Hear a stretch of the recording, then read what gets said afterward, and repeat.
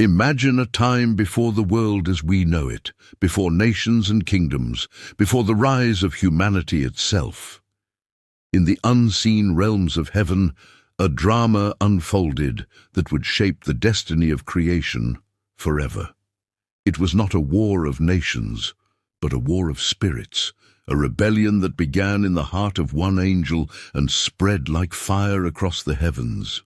Lucifer, whose name means light-bringer, was no ordinary angel. He was created in unmatched beauty, wisdom, and strength. Scripture paints his portrait in dazzling detail, adorned with precious stones, radiant with perfection, walking among the fiery stones of God's holy mountain. He was anointed as a guardian cherub, given a place of high honor close to the throne of the Almighty.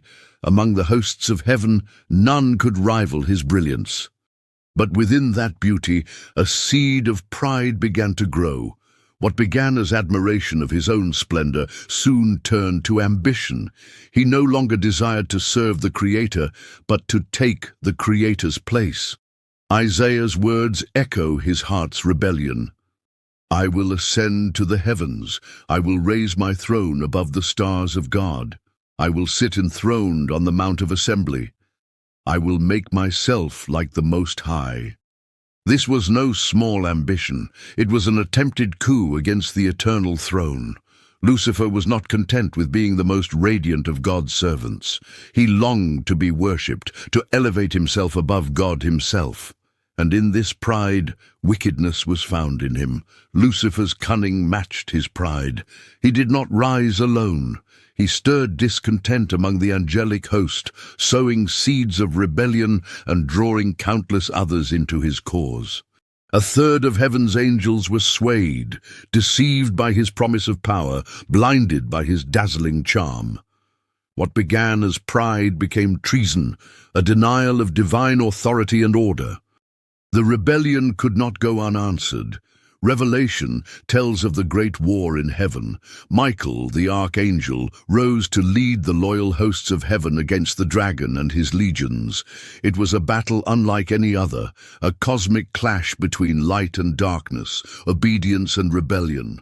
But though Lucifer fought with fury, he was not strong enough. The mighty were cast down, and their place in heaven was lost.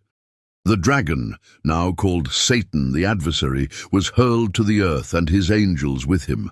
Cast out of the celestial realm, they became wanderers and enemies of God's creation. Their defeat in heaven did not end the conflict. It merely shifted the battlefield to the earthly realm. Here on earth, the consequences were swift and devastating.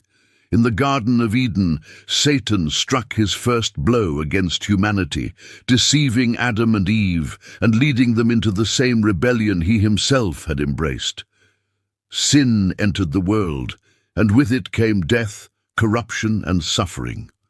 What began in heaven now spilled into the lives of men and women, shaping human history with strife, temptation, and endless spiritual warfare.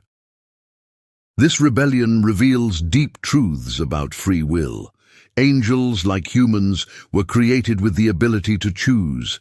Lucifer was created perfect, yet he chose pride. His fall was not the result of divine creation, but of his own decision to pervert the good. Evil is not born of God, it is the corruption of what God made perfect. And this corruption continues to echo through wars, injustice, disease, and the inner battles of every human soul.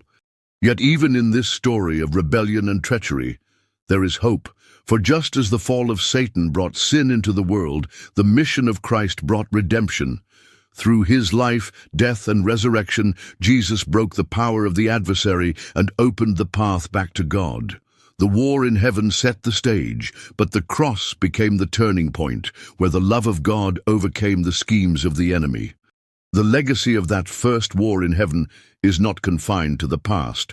Scripture reminds us, we wrestle not against flesh and blood, but against principalities, powers, and the rulers of darkness in the heavenly realms. The conflict continues. It is seen in the temptations that confront us daily, in the struggles within societies, in the unseen battles fought in the human heart.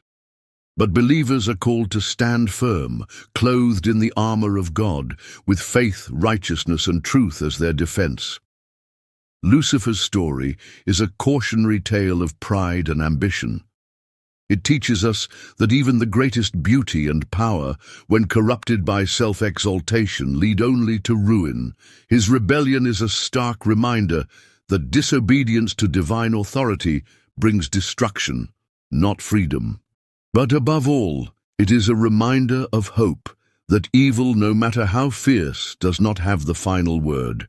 God's victory is assured, and his promise of redemption remains unshaken. The first war in heaven was not the end, but the beginning of the story of good and evil.